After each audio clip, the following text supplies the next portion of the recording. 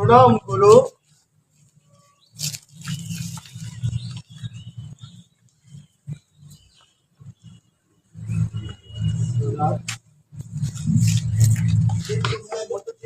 তোমার গুরুকে শত্রুদের হাতে ধরে দিচ্ছ।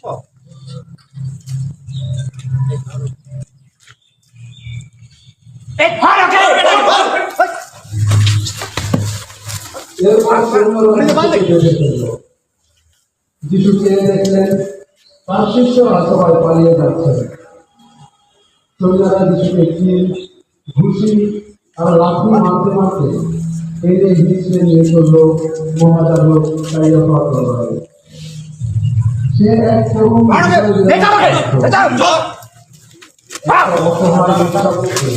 ছিঁড়ে খাওয়ার জন্য এত দেখতে যেন কামড়াকামড়ি করছেন, কিন্তু বেশ